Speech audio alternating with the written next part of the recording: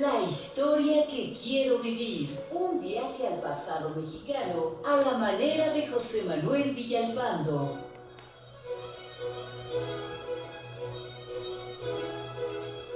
Amigas, amigos, muy buenas tardes tengan todos ustedes. Los saluda con el afecto de siempre José Manuel Villalpando aquí en una emisión más, la primera de este año 2018 de La Historia que Quiero Vivir, que estamos transmitiendo, como ustedes bien saben, hoy ya en vivo, después de las semanitas vacacionales, a través de los micrófonos y frecuencias de Radio Fórmula en el 103.3 de FM, en el 970 de AM, aquí en la capital de la República Mexicana, en alguna que otra ciudad del país, porque saben que estamos en plena batalla y ahora nos hemos replegado porque nos han ganado varias plazas, ya que los automóviles pues ellos sí tienen potencial económico para poder comprar horas de transmisión y naturalmente pues un programa que es gratuito sale perdiendo, pero ya recuperaremos, no se preocupen.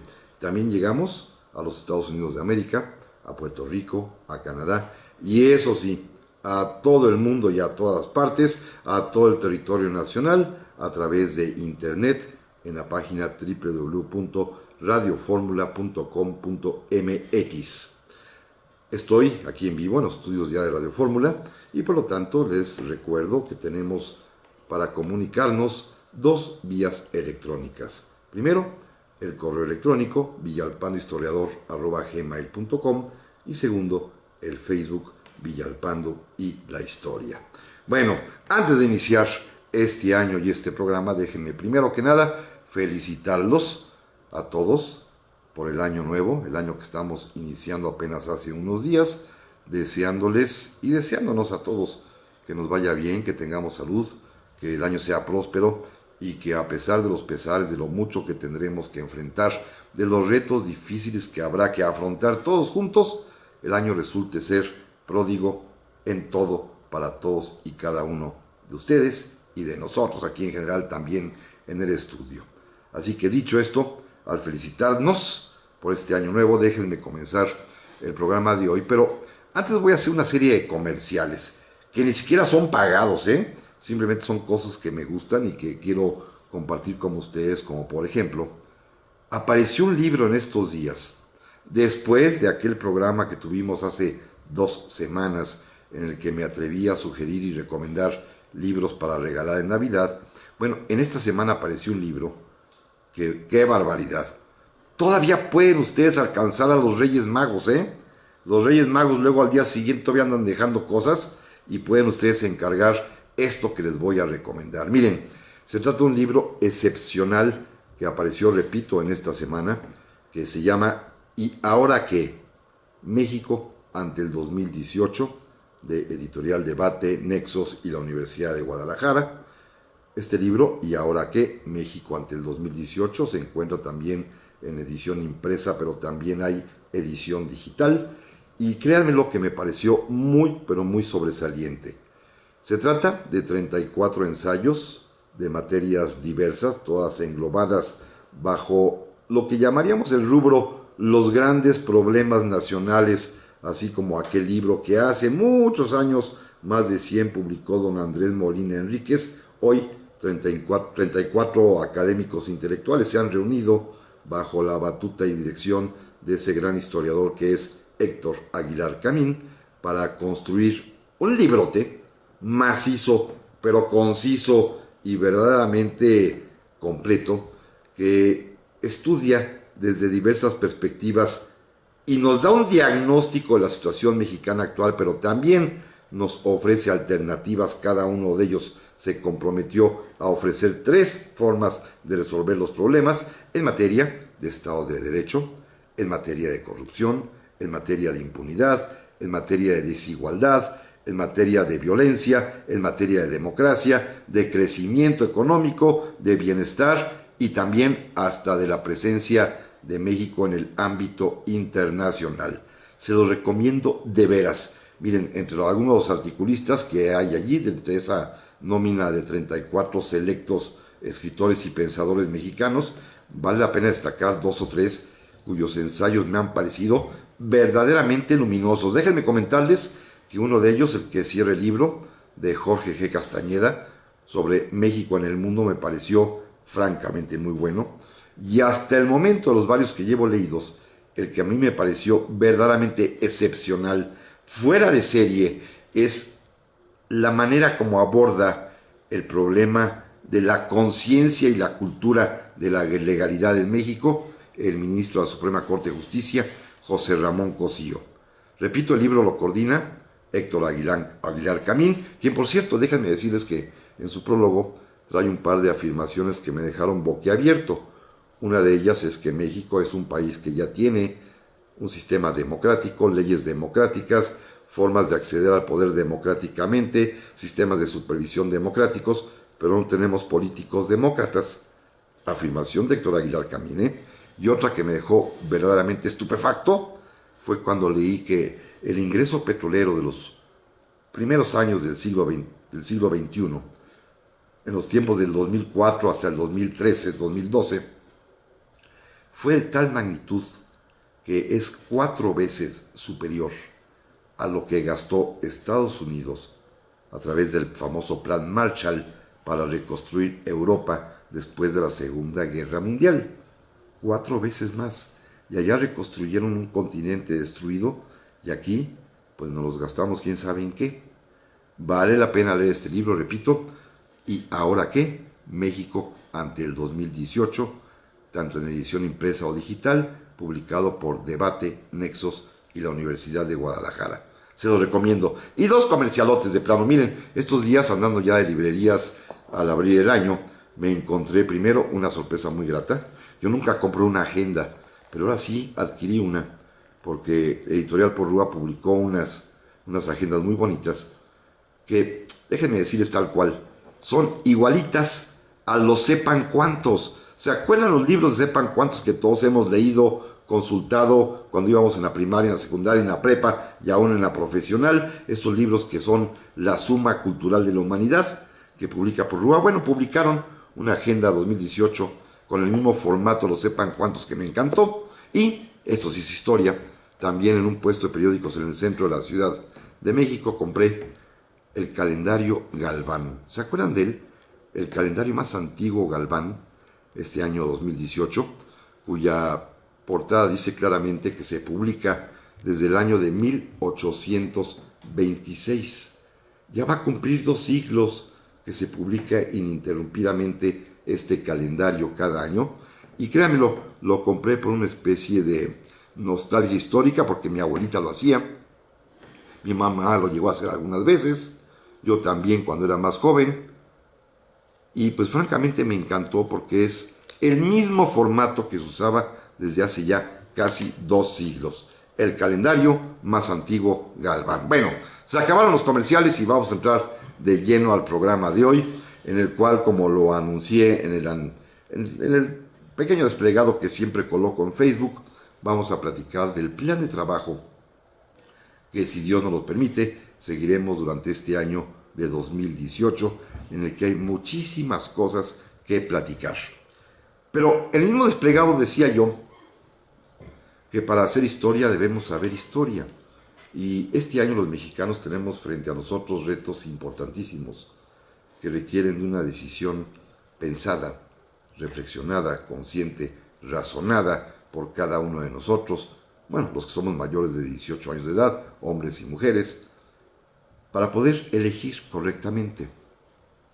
No basta, y creo que ustedes, amigos radioescuchas, estarán de acuerdo conmigo, no basta con los eslogans de campaña de los precandidatos ahora, que serán candidatos seguramente en unos meses.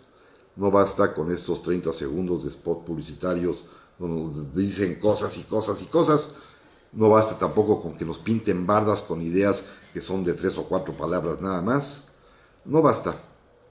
Hay que saber muchas cosas para poder votar de manera razonada, reflexiva, consciente, y creo que la historia es un buen instrumento para hacerlo. Vamos a dedicar buena parte del primer semestre de este año a prepararnos para el momento democrático de julio, que es una cuestión sumamente importante. ¿Cómo hacerlo? Bueno, con historia. Naturalmente, la decisión que cada uno tome en su interior tendrá que estar acompañada de otros elementos, como el económico, el laboral, la percepción que cada quien tenga de los candidatos, pero una buena dosis de racionalidad, de conocimiento sensato, de solidez para poder decidir, nos los va a dar la historia. La historia es un elemento importante para la toma de decisiones, tanto a nivel nacional como personal. ¿Cuántas veces no, incluso en el seno de las mismas familias, resolvemos algún conflicto, alguna cuestión, justamente con la historia familiar? ¿Qué le pasó a mi papá con esta circunstancia? ¿Qué hizo mi mamá en este otro problema?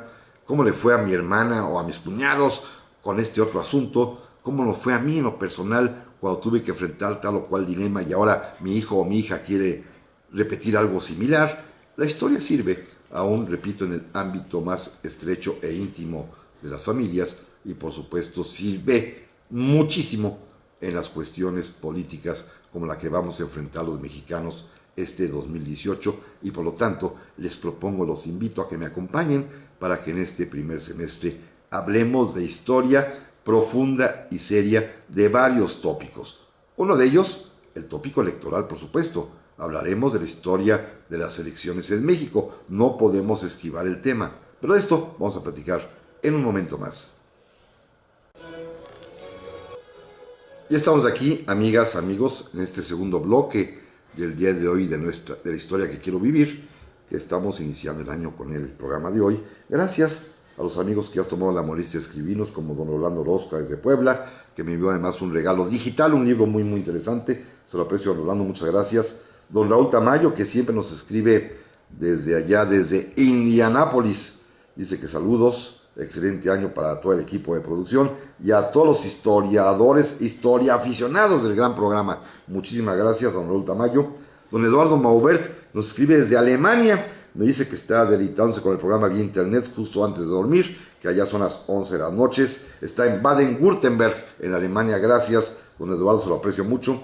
Don Iván García también nos ha escrito, me insiste que, mire qué bonito, que le pidió a los Reyes Magos que sean ya 2 horas de programa. Ojalá cumplan, don Iván. Don Fermín Vite desde Villahermosa, muchísimas gracias, que está allá por internet, porque ya perdimos la plaza, es una más de las que han cedido ante la fiebre de los autos. También le agradezco muchísimo a nuestro amigo Rafita Barrios, que nos ha escrito ya, nos desea salud, muchas gracias, se lo aprecio enormemente.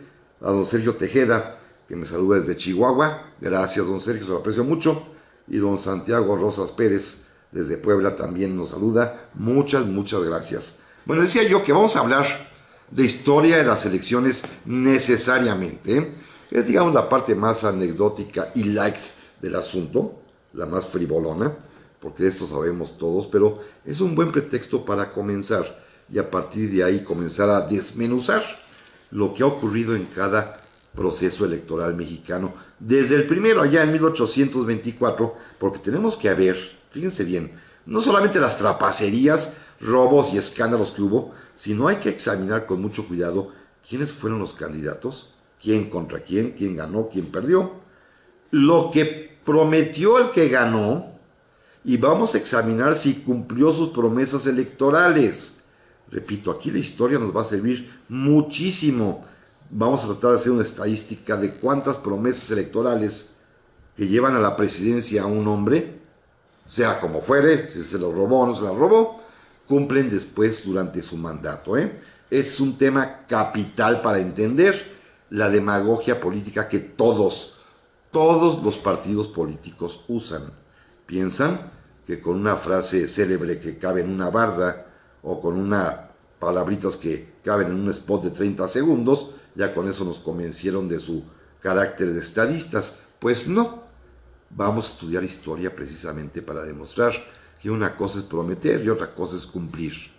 También vamos a estudiar dentro de estos capítulos algo muy importante que está de moda hablar de ello, y es que los gabinetes presidenciales son una parte importante de cómo se ejerce el poder desde la administración pública del poder ejecutivo. Bueno, vamos a platicar también de los gabinetes presidenciales, a ver qué tan buenos fueron unos, qué tan buenos fueron otros, o por qué, como el caso de don Benito Juárez, cambiaba cada rato de gabinete. Así que hablaremos, por supuesto, de los gabinetes presidenciales, junto también, repito, de los resultados de la gestión presidencial de cada individuo, de las elecciones de su tiempo, de cómo se llevaron a cabo, de los escándalos que en ellos se hayan sucedido. De todo esto tenemos que hablar. No podemos quedarnos a la deriva para que nos agarren con la mano en la puerta y votemos por el primero que se nos ocurra, ¿no? Hay que hacer un voto sumamente reflexivo. Los mexicanos queremos un cambio, pero hay que hacerlo para bien el cambio. También vamos a hablar, por supuesto, de algo todavía más importante que las elecciones. Vamos a hacer una historia por primera vez, nunca lo he intentado, pero espero con el favor de Dios y con la paciencia de ustedes, hacerlo este año, una historia de las políticas públicas mexicanas. Fíjense, está de moda hablar ahorita de la violencia. Bueno, hay que hablar de la violencia definitivamente a lo largo de la historia de México.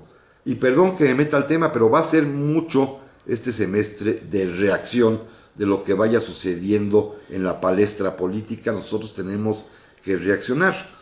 Ya nos prometió algún candidato que en 3 años va a resolver el tema de la violencia. Bueno, muy interesante, porque la violencia lleva en México más de 500 años.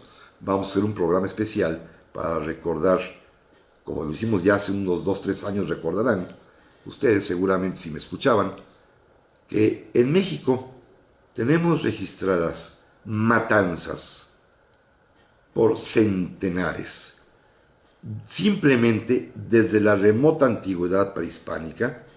Y nada más como ejemplo, cuando el Tlatoani Ahuizotl inauguró el Templo Mayor, dicen las crónicas, algunas exageradas seguramente, que se sacrificaron 80,000 cautivos. Otras más modestas, dicen que nada más fueron entre 20 y 30,000. Las que hayan sido, las matanzas comienzan en la historia de México desde aquel tiempo y hoy en día, por supuesto, siguen existiendo, al igual como pasó en el siglo XVI, XVII, XVIII, XIX y XX. La violencia es algo connatural a la historia de México. Vamos a examinarla porque pues, tenemos que estar atentos para ver si de veras en 3 años nos resuelven el problema. También está de moda hablar, por ejemplo, de esta nueva ley de seguridad pública bajo estos argumentos muy peculiares de que se va a militarizar el país. Bueno, vamos a hablar del papel de las Fuerzas Armadas en México a lo largo de la historia. Veremos cuántas veces ha sido militarizado el país, cuántas veces no lo ha sido, en qué condiciones, cuál ha sido la participación de las Fuerzas Armadas, para bien y para mal, también lo aclaro, porque muchas veces han participado para ayudarnos a salir de los agujeros tremendos, como cuando se aplica el plan DN3, pero muchas veces en la historia de México también las Fuerzas Armadas han sido terribles y el militarismo fue algo que en su tiempo denunció don Francisco Ignacio Madero. Así que hay que hablar de ambas cosas para poder entender el papel de las Fuerzas Armadas hoy y poder estar en aptitud de entender y juzgar si conviene o no conviene que participen todavía en las tareas de la seguridad. Hay que estudiar historia, ni modo. También quiero que hablemos de temas un poco más generosos, menos sangrientos, pero quizás mucho más importantes. Hagamos también una historia de la política educativa de México. Vamos a hablar de qué ha pasado en el campo de la educación desde los aztecas, pasando por Vasconcelos y hasta nuestros días. No sea que nos sorprendamos, como en otros capítulos que ahorita anunciaré rápidamente, como por ejemplo el tema económico. Hay una conclusión a priori que me gustaría adelantarles y que es terrible.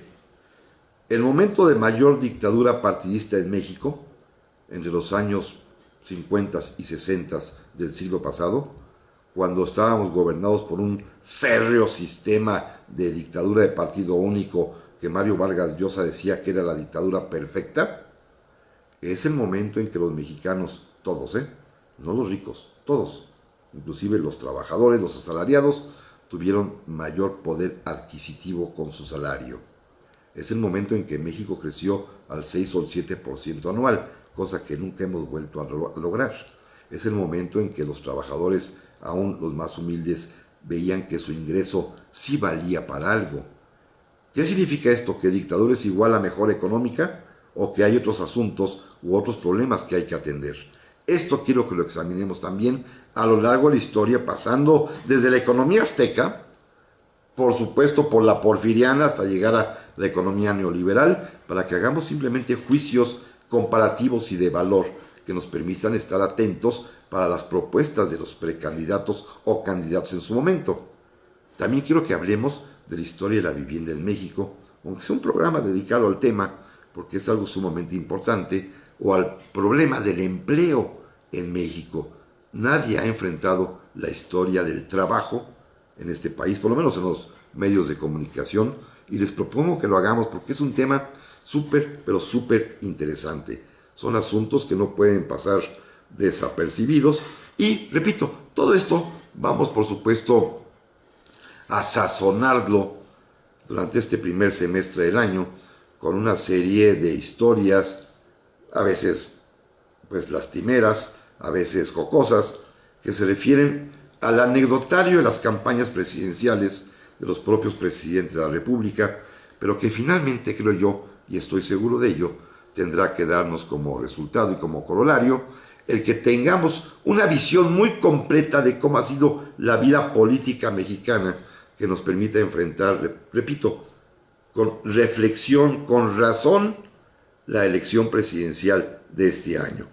Yo creo que es un momento capital de la historia en el cual, fíjense bien, no importa quién gane, lo que importa es que el voto sea razonado, tanto para el Poder Ejecutivo como para el Legislativo, y que el Estado de Derecho que ya conseguimos comience a jugar y a operar de tal suerte que los equilibrios de los poderes se den automáticamente sin tanta bandería política. Pero bueno, eso es mucho soñar quizás, pero el caso está pues que yo sí tengo el compromiso conmigo mismo y con ustedes de que hablemos de historia suministrando entre todos opiniones y datos y conceptos que nos permitan, repito, llegar al momento de la elección con una información mucho más completa que nos permita valorar la oferta de cada uno de los candidatos, de cada uno de los partidos, y que cada quien elige el mejor.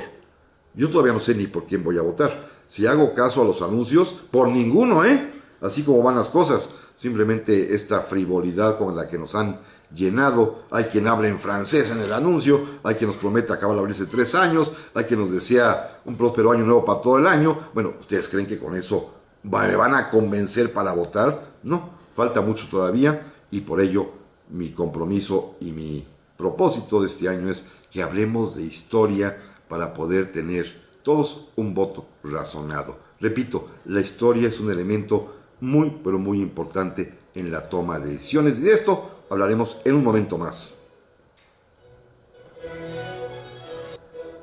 Ya estamos aquí, amigas, amigos, de nueva cuenta para este tercer bloque del día de hoy de la historia que quiero vivir. Gracias por sus mensajes. Doña Claudia así se llama, dice que no encuentra los podcasts de los programas de todo diciembre. Efectivamente, en la página de Radio Fórmula hay algún problemilla por ahí, técnico entiendo, no se ha remediado, pero la invito a que vea ya sea mi Facebook Villalpando la Historia o mi canal de YouTube José Manuel Villalpando, y ahí están puestos todos los programas sin faltar uno solo, porque recuerden que yo hago aquí mi propio video medio artesanal, así rudimentario, pero sin embargo semana a semana lo subo tanto al Facebook como a la página de YouTube, y ahí pues ustedes encontrar todos los programas completitos. También le agradezco mucho a doña Adriana Ramírez Cano, que nos saluda, gracias. Don Ramiro Padilla Trujillo, que nos escribe desde Ciudad Obregón, Sonora, que siempre escuchamos allá, dice, allá nos escuchamos, la familia Padilla Trujillo, muchas gracias. Doña María Georgina, que nos escribe siempre de San Miguel el Alto, allá en Jalisco, que nos está escuchando por internet, muchas gracias. Don José Luis Espejel, como siempre, que por favor salude a todos los conductores del ADO, con todo gusto lo estoy haciendo, José Luis, muchísimas gracias. Y también a don Javier Arellano, que me escribe desde Nueva Orleans, donde está escuchando con su señora esposa vía internet. Así que, pues bueno, me parece muy sensato. Me dice don Javier que también merece un programa, hablar sobre mis colegas, los grandes historiadores de México. Tiene razón, lo voy a hacer tanto de vivos como de los ya difuntos, que hay unos muy, pero muy, muy buenos. Bueno, este año también, además de las elecciones, no todo es política, Hay muchas otras cosas de las cuales debemos platicar. Sí, está bien que el primer semestre, porque así va a ser la tensión pública que vamos a vivir todos entre los dimes y diretes y las guerras sucias, que por cierto existen desde 1800 28, ¿se acuerdan que lo platicamos aquí hace algunos meses? Bueno, todo esto ha existido en su momento, pero no todo es política. A veces en México llegamos a creer, no nosotros, porque así nos hacen creer que todo tiene que ser político y estamos al pendiente de lo que hace el INE y el TRIFE y bueno, en fin, yo creo que hay muchas otras cosas de las cuales que hablar. Y hay un tema que a mí en lo particular me interesa mucho tratar, porque es uno de esos temas callado, del que no se habla, que permanece escondido, del cual más valdría no acordarse según mucha gente, pero que sin embargo es decisivo para entender cómo somos los mexicanos, para comprender la mexicanidad, para comprender nuestra conducta social, nuestra conducta privada, y que sin embargo es un tema que históricamente al menos lo damos por desapercibido y presencialmente preferimos no hablar de él porque a todo el mundo le da no sé qué decir de estas cosas. Pero miren, déjenme comentarles que estamos a punto de iniciar lo que podría llamar el ciclo de conmemoraciones de los 500 años. La conquista de México, como bien sabemos, ocurrió en 1521, así que faltan algunos cuantos para que lleguemos a su medio milenio. Pero ya desde ahora, desde este año de 2018, en realidad desde el 2017, como lo platicamos en su momento, comienzan estos recuerdos de 500 años. El año pasado, ustedes recordarán, hablamos en alguna ocasión de la expedición de Francisco Hernández de Córdoba, que es el primer contacto entre españoles europeos con lo que será territorio mexicano más adelante. Y este año de 2018 vamos a recordar a partir de abril, pues los 500 años de la segunda expedición que tocó costas de lo que será después México. Me refiero a la expedición de Juan de Grijalva, que no tiene ninguna consecuencia en efecto mayor, más que provocar después la tercera que vendrá al mando de Hernán Cortés. Pero sin embargo, lo más interesante para mí y que quiero resaltar en una serie de programas es que cuando Juan de Grijalva llegó a la isla, al islote más bien, de San Juan de Ulúa, allí frente a lo que hoy es el puerto de Veracruz, al desembarcar allí, el sacerdote que llevaba a bordo en una de sus naves ofició la primera misa católica en lo que será territorio mexicano. Puede decirse que a partir de ese momento, en abril de 1518 y hasta nuestros días, pues ya van corridos 500 años de religión católica en México. Y vamos a hablar de este tema. No se trata de hablar a favor de o en contra de. Se trata de hablar con la pasión que me acostumbro, pero con cierta objetividad, como saben que lo hago, hablando en pro y contra, diciendo lo bueno y lo malo de lo que ha ocurrido de 500 años de catolicismo en nuestra patria. Hay que hablar evidentemente de la conquista, pero de la conquista espiritual, que es verdaderamente una hazaña de la humanidad que poco hemos logrado pues valorar y rescatar. Fíjense, es tan delicado este tema de la conquista espiritual y particularmente la actuación de los misioneros franciscanos a lo largo de los primeros 50 años después de la conquista, entre el 1521 y hasta el 1560-1570, es tan importante que los misioneros franciscanos lograron varias cosas. Primero, que los indígenas mexicas, olmecas, tarascos y en general de todas las naciones que poblaban aquel territorio lograran aceptar, primero mediante un poquito el sincretismo, pero después ya de manera declarada y voluntaria, la religión católica, mediante un argumento que fue verdaderamente demoledor. Las diversas religiones prehispánicas exigían sacrificios humanos para sus dioses. Y ahora el nuevo Dios católico que traían los españoles ya no lo exige porque ya se sacrificó su propio Hijo, Jesucristo, cuya cruz, cuyo cuerpo lo pueden exhibir y ver. y entonces se acabaron los sacrificios humanos. Este argumento que vamos a poner en contexto es capital, ¿eh? Es bien importante, pero más importante aún es que estos misioneros franciscanos, con su acción, con su actuar directamente en la protección de los indios contra los abusos de los españoles encomenderos, son los creadores de las primeras nociones de lo que hoy conocemos como derechos humanos. Y es tan delicado este punto que haremos una reflexión que la anticipo de una vez. Si ustedes hacen un recuento de la nómina del listado de los misioneros franciscanos, ¿recuerdan? Fray Pedro de Gante, Fray Juan de Tecto, Fray Juan de Ahora, Fray Toribio de Benavente alias Motolinía, el propio Fray Juan de Zumárraga y muchos otros, Fray Bernardino de Sahagún, Fray Andrés de Olmos, todos los que vienen en estos primeros 50, 60 años de catolicismo en México y que hacen un trabajo verdaderamente interesante de rescate además también de la tradición indígena, de respeto y defensa de los derechos de los indios. Ninguno de esos misioneros, para que vean que no solamente es hablar de catolicismo, porque sí, la propia Iglesia Católica no ha reconocido ni elevado a los altares en calidad de santos a ninguno de estos misioneros, ¿eh? Qué interesante. ¿Por qué? Porque también se atrevieron a criticar a la jerarquía eclesiástica y hasta el propio Papa. Eso hicieron los misioneros franciscanos. Por eso ninguno de ellos es santo y varios lo merecerían, ¿eh? Fray Bartolomé de las Casas, en fin, muchos más que vinieron a México, que aquí verdaderamente se esforzaron por pelear en contra del abuso.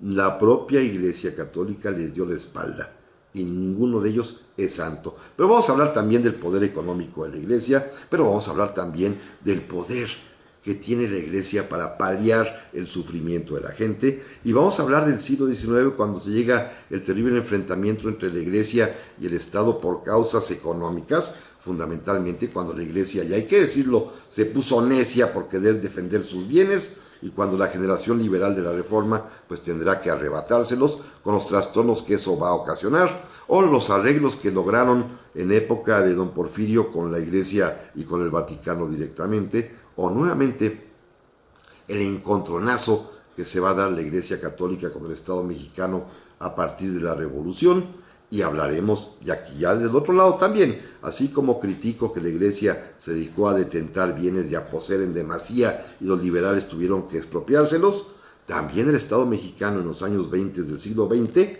se le pasó la mano y se dedicó a perseguir a la Iglesia provocando una guerra, la guerra cristera, de la cual también tendremos que dedicar espacio para explicar por qué sucedió este enfrentamiento de ideologías, qué es lo que ocurrió en ese momento y cómo finalmente se resuelve a partir de los arreglos políticos de 1929 para entrar en una época muy curiosa de ficción, de mentiras, de engaños, en la que todo el mundo se hacía pato, la Iglesia y el Estado, hasta que finalmente en los años 90, con las reformas que promovió el presidente Salinas de Gortari, se da libertad y reconocimiento jurídico a las iglesias, que están hoy en día en una situación ya muy distinta.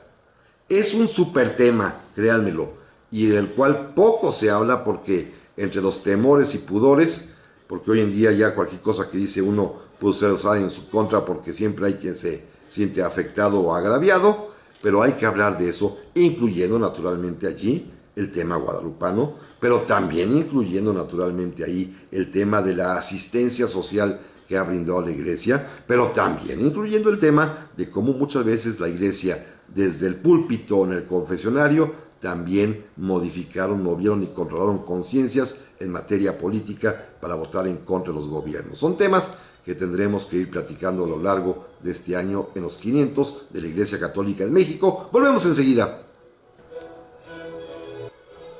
Ya estamos aquí, amigas, amigos, para este último bloque del día de hoy de la historia que quiero vivir. Les recuerdo primero que estamos en vivo. Segundo, tengo varios mensajes en este momento de que no localizan el programa de radio. Efectivamente lo han quitado de varias ciudades, pero les recuerdo que está disponible por internet a través de la página www.radioformula.com.mx, que llegamos a todas partes del mundo.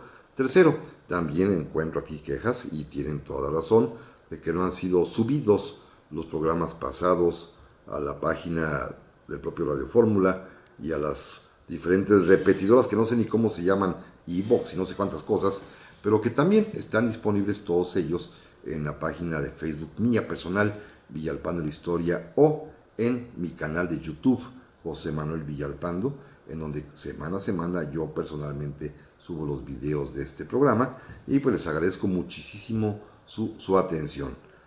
Vamos a culminar con el programa 2018. Ya platicamos que vamos a dedicar buena parte del año, no nos queda de otra, no podemos escapar de eso, de los asuntos políticos, examinándolos desde el punto de vista de la historia, porque creo yo y estoy seguro de que nos da mucho más certeza y solidez en las decisiones, en las reflexiones y finalmente en la manera como vamos a votar. No se trata de hacer campaña a favor o en contra, más bien en contra de todos, porque no sé si tengamos los políticos que merecemos como pueblo, Yo estoy seguro de que no, que mereceríamos algo mejor, pero es lo que hay. Bueno, entonces ahora vamos entonces a diseccionar lo que nos ofrecen desde el punto de vista de la historia para que no nos suceda lo que decía el famoso filósofo George Santayana, de que los pueblos que desconocen o ignoran su pasado están condenados a repetirlo. Se trata de eso. También, ya lo comenté, vamos a dedicar algunos programas a platicar acerca de los 500 años de religión católica en México. No se trata de ser o no católico, de estar en contra o a favor.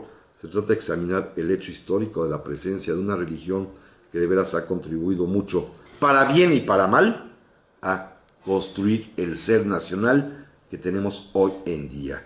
Tiene bueno y tiene malo, tiene cosas positivas y tiene cosas negativas. Bueno, ese ser nacional se originó de 500 años ya, de una especie de pensamiento que le da y le dio en su tiempo pues contenido a la vida social.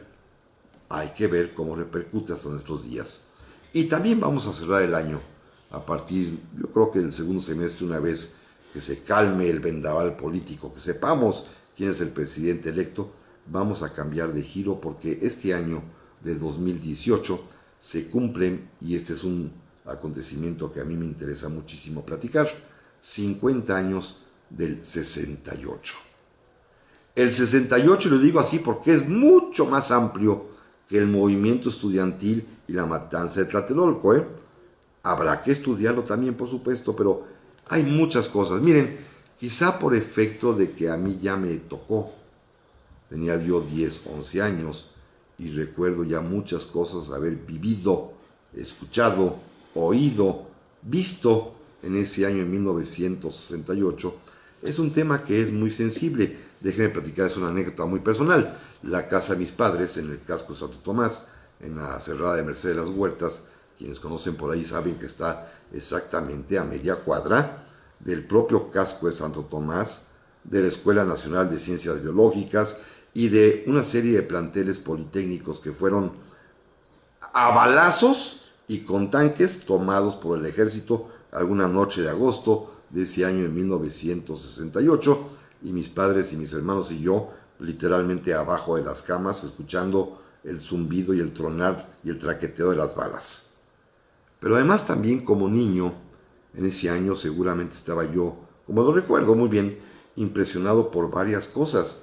Estamos en plena época espacial y faltaba apenas un año para que el hombre llegara a la luna, pero ya era una cosa de ver, casi leer siempre cuestiones de las cápsulas Géminis y los Apolo, pero también nos enterábamos los niños de entonces, como muchos de ustedes que lo fueron en ese momento, que la ciencia médica avanzaba a raudales y había los primeros trasplantes de corazón por el famoso doctor Barnard de Sudáfrica.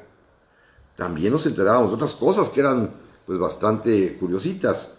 Aparecían las drogas y públicamente se hablaba del LSD. También, ¿recuerdan? Aparecieron las minifaldas. Y esto era pues todo un espectáculo notorio y notable que jamás se había presenciado. Bueno, nosotros jamás. Nuestros ancestros sí. En la época victoriana hubo escotes pronunciadísimos, pero de pronto aparecen las minifaldas en el 68 Y aparece también, sin que los chicos lo supiéramos, una revolución sexual porque aparecen los anticonceptivos. Pero al mismo tiempo aparecen gritos libertarios en varias partes del mundo. En Checoslovaquia, en Praga específicamente, la juventud sale a protestar y a oponerse por la invasión soviética de su país y los tanques rusos disuelven las manifestaciones. Y al revés, en París, los jóvenes universitarios salen también a protestar en contra del gobierno del general Charles de Gaulle, que ya se ha eternizado, y los tanques no salen porque el ejército francés se niega a disparar contra el pueblo. Hay también en Estados Unidos violencia en las universidades, tanto por los jóvenes que quieren liberarse, como también la violencia racial, porque en aquel momento todavía las leyes de derechos civiles norteamericanas no tienen una funcionalidad perfecta y se discrimina a los negros. Y está también, por supuesto, el movimiento ocurrido en México en 1968, que se inicia, como eso todos sabemos, por una trifulca, una bronca entre los estudiantes de la vocacional, no me acuerdo qué número que estaba ahí en la Ciudadela, contra los estudiantes de una escuela preparatoria particular, la Isaac Ochoterena, que se dan de trancazos, intervienen los granaderos, los macanean a todos, les echan agua, y a partir de ahí se desata un conflicto estudiantil del cual tenemos que estudiar y recordar y reflexionar, indagando varias cosas. Tenemos que saber, por ejemplo, cuáles eran los móviles exactos de los estudiantes. Claro, hoy los tenemos a todos ellos como héroes, porque a partir de ese año, el 68, inicia la democratización de México y la revuelta estudiantil de aquel tiempo tuvo como consecuencia finalmente que México lograra abrirse a la democracia hacia finales del siglo XX y vivir los momentos que estamos hoy viendo de libertad plena, de prensa, de expresión, de asociación, como hoy en día gozamos en México, y eso hay que decirlo con toda claridad. Pero también hay que estudiar si fue cierto o no aquella invectiva que se lanzó y que dicen que sostenía el presidente Gustavo Díaz Ordaz, de saber si había infiltración extranjera, particularmente de índole comunista, en los estudiantes mexicanos. Hoy se sabe que había infiltrados y que había traidores, como el famoso Sócrates Campos Lemus, que hoy ya se sabe que era agente del gobierno federal, infiltrado entre el comité de huelga. Hoy también, pues hemos sabido otras muchas historias que iremos recordando aquí, como la terrible de que no cuadran las cuentas de los muertos de Tlatelolco. Se habla de centenares, pero no cuadran. ¿Por qué nunca apareció un comité de madres de desaparecidos de Tlatelolco? Como ocurrió en Argentina con la represión, por ejemplo. En fin, son temas variadísimos que habrá que recordar desde el momento mismo en de reseñar los hechos, como la famosa Marcha del Silencio que partió de la Ciudad Universitaria encabezada por el propio rector de la Universidad Nacional, hasta la toma de Tlatelolco o aquel asalto al Zócalo con los tanques, o cuando los estudiantes mexicanos enarbolaron la bandera rojinegra de huelga en el hasta bandera monumental de la Plaza de la Constitución, hasta, pues finalmente el presidente Gustavo Díaz Ordaz apareció tendiendo la mano y en los carteles le pusieron una pistola en ella, o cuando al año siguiente en el informe de gobierno finalmente dijo que él aceptaba y asumía públicamente la responsabilidad política, jurídica, histórica y personal de todo lo que había acontecido en ese trágico año de 1968, en el cual los niños como yo de 10, 11 años, al mismo tiempo,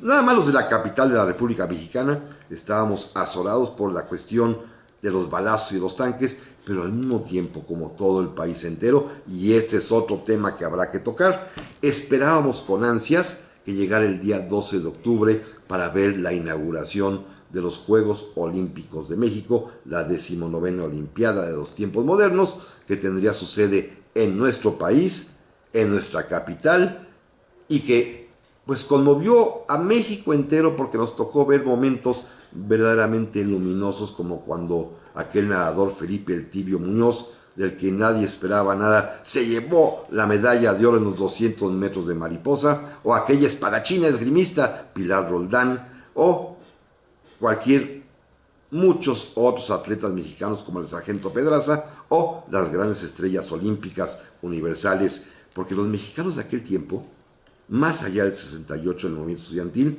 quedamos enamoradísimos de aquella gimnasta checa, Vera Chaplaska, ¿se acuerdan ustedes? Que arrasó con el oro en todas las pruebas olímpicas y que finalmente se casó, contrajo matrimonio en nuestra catedral. En ese año del 68, que hubo de todo y del cual tendremos que hablar aquí en este programa, La Historia que Quiero Vivir, para recordar con los que son mis contemporáneos y que lo vivieron, y con los que no saben mucho de eso, platicarles lo emocionante que fue aquel año de 1968. Pero esto lo haremos en el transcurso seguramente del segundo semestre con más calma, una vez pasado el vendaval electoral, y yo los espero aquí a partir de la semana que entra, si Dios lo permite, en La Historia que Quiero Vivir. Gracias por hoy a Daniela García Olvera, en nuestra productora, como siempre, a don Ricardo Díaz hoy en los controles, y a ustedes, amigos, muy feliz año nuevo, lo reitero, pásenla muy bien y aquí nos escuchamos la semana próxima.